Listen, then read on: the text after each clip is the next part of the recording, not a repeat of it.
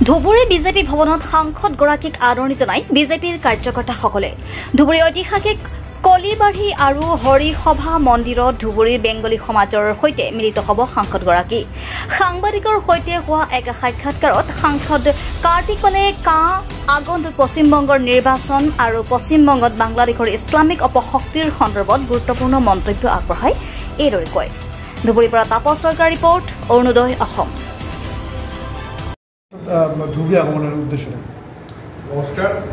প্রথমে আমি সর্বস্তরের সর্বময় আসামের সর্বস্তরের নাগরিককে আমার শ্রদ্ধা নমস্কার। আজকে আমি এসেছি বিকশিত ভারতের লক্ষ্যে আমাদের ভারতীয় জনতা পার্টির যে লক্ষ্য বা আমাদের মোদীজির যে স্বপ্ন বা সংকল্প বিকশিত ভারত, সেই লক্ষ্যে আজকে আমাকে এই ধুবুরী জেলার দায়িত্ব দেওয়া হয়েছে।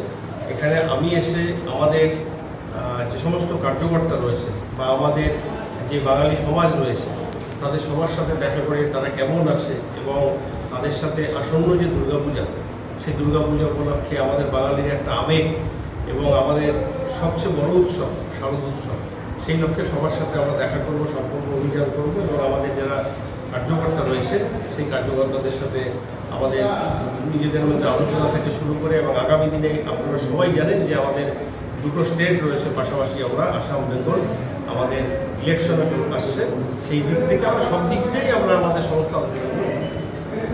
আপনি হয়তো জানেন ইতিমধ্যে দুর্গাপুজোর সময় আসামের মুখ্যমন্ত্রী শুটের সাইডের অর্ডার দেওয়া হয়েছে ধুবড়ীতে, এ নিয়ে আপনার বক্তব্য? এটা নিয়ে আমি বলবো না, এটা আসাম স্টেটের ব্যাপার, আমি বাইরে থেকে এসেছি, এটা নিয়ে যার যার স্টেটের ব্যাপার সেটা ধরে। আজকে কোনো জায়গায় ভিজিট করতে যাবেন বা কালকে কী প্রোগ্রাম আছে আপনার? আজকে আমি এসেছি, এখন আমি আমার জেলা সভাপতির আন্ডারে আছি, উনি আমাকে প্রোগ্রাম দেবেন, উনি অনেকগুলো প্রোগ্রাম করেছে, আমরা আজকে এবং কালকে সারাদিন থাকবো, থেকে আমি সেই প্রোগ্রামগুলো। আসামের এনআরসি নিয়ে কিছু বলবেন নাকি? না, আসাম স্টেট সংক্রান্ত কোনো ব্যাপার না। আপনাদের বেঙ্গলের মেয়ে এখানে বিয়ে হয়ে আসছে, যখন এখানে ডকুমেন্ট চাও, এটুকু জানি আমাদের সম্মানীয় স্বরাষ্ট্রমন্ত্রী বলে দিয়েছেন 31শে ডিসেম্বর 2024 সিএ নিয়ে তাদের কোনো চিন্তার কারণ নেই। আগামীতে এটা হয়তো আর কোনো অসুবিধা হবে না।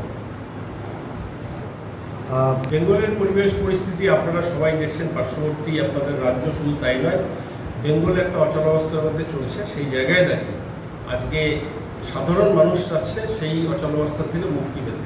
তার জন্য সর্বস্তরে সাধারণ মানুষ এবার, শুধু আমরা ভারতীয় জনতা পার্টি বলবো না, বেঙ্গলের সাধারণ মানুষ এবার সব ঐক্যবদ্ধ এবং আগামী ইলেকশনে আমরা খুব আশা করি। রাহুল গান্ধী বোমাবাজি হয়, রক্তাক্ত কেনের পরেই আমাদের রাষ্ট্রপতি শাসনের ব্যাপারটা সেটা আমাদের উপরের ব্যাপার। ভারতীয় জনতা পার্টির থেকে হয়তো সম্ভবত এই কোনো নির্বাচিত সরকারকে সরিয়ে দিলে এরকম কোনো কিছু নেই। যদি সেরকম ল অ্যান্ড অর্ডার ব্রেক থাকা পরিস্থিতি হয়, সেটা অবশ্যই যারা উপর লেভেলের নেতৃত্ব রয়েছে তারা ভাববে। কিন্তু বেঙ্গলের যে পরিস্থিতি, মানুষ চাইছে এর থেকে মুক্তি পেতে। আমরা এর আগেও নির্বাচন কমিশনের দেখা করেছিলাম, সেখানে আমাদের একটাই বক্তব্য যে মানুষ মত বিনিময় করবে, কিন্তু মত বিনিময়ের পর মানুষকে যদি উদ্বাস্তুর মতো পার্শ্ববর্তী রাজ্যে যেতে না হয়, মা বোনরা যেন ঘর ছাড়া না হয়, আমার প্রতিটা মা বোন যেন সুরক্ষিত থাকে, আমার সমাজ যেন সুরক্ষিত থাকে। দেখুন, ভোট হবে, ভোটে পালাবদল হতে পারে, না হতে পারে, কোনো রাজনৈতিক দল ক্ষমতায় আসতে পারে, কিন্তু আমাদের সবার আগে মনুষ্যত্বটাকে কাছে রাখতে হবে। আমরা যে কোনো রাজনৈতিক দল আলাদা করতেই পারি, তাই জন্য আজকে ক্ষমতায় আসবে জন্য একে অন্যকে তাড়িয়ে দেবো, এটা কোনোদিন একটা সভ্য সমাজে হতে পারে না।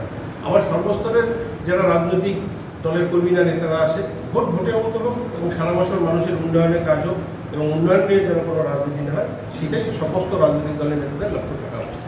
আসামের বাংলাদেশের পরিস্থিতি আর আমাদের বেঙ্গলের পরিস্থিতি সেটা মোটামুটি আপনারা সবাই জানেন একই পরিস্থিতি। বেঙ্গলের যে অচলাবস্থা চলছে, আপনারা যেহেতু প্রেসের সাথেই জড়িত আছেন, আপনারাও খবর পাচ্ছেন যা পরিস্থিতি, মানুষ এর থেকে মুক্তি পেতে গেছে। আমরাও চাইছি, সাধারণ মানুষ চাইছে শান্তি, এবং যে পরিস্থিতি কিছুদিন আগে মুর্শিদাবাদে হয়েছে, মালদায় হয়েছে, আপনারাও জানেন, মানুষ এর থেকে নিস্তার পেতে চেয়েছে। তার বিকল্প একমাত্র ভারতীয় জনতা পার্টি। মৌলবাদী শক্তির উত্থান ঘটেছে। দেখুন, এটা ঘটনা হচ্ছে, বিভিন্ন ইনভেস্টিগেশন চলছে। এখন বাংলাদেশের পরিস্থিতি একরকম, যেহেতু সেটা একটা দেশ, কি হয়েছে সবাই দেখেছি আমরা। আমাদের বেঙ্গলের পরিস্থিতি, বিশেষ করে মালদা মুর্শিদাবাদ অন্যান্য রাজ্যে একরকম।